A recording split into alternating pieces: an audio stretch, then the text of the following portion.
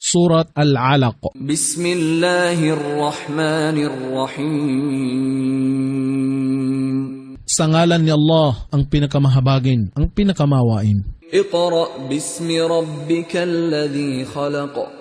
Bumasa ka sa ngalan ng iyong Panginoon na lumikha. Khalaqal insana min 'alaq.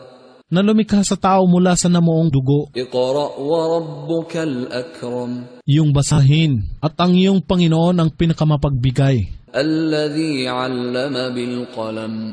Na nagturo ng pamamagitan ng panulat. 'Allamal insana ma lam ya'lam.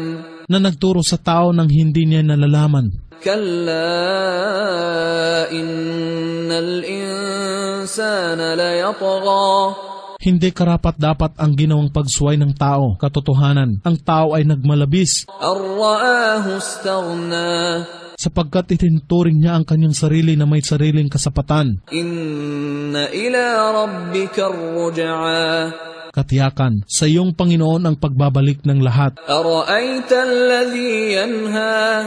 Nakikita mo ba siya na humahadlang? 'Abdan idha shalla. Sa isang alipin kung siya ay nananalangin. Ara'ayta in kana 'ala al-huda.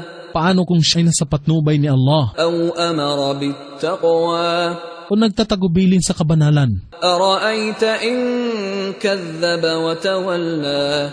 Paano kung siya ay nagtatatwa sa Quran at tumatalikod? Alam ya'lam bi anna Allah yara. Hindi ba ganyan nababatid na si Allah ay nagmamasid? Kalla la in lam yantahi lanasfa'an bin nasiyah.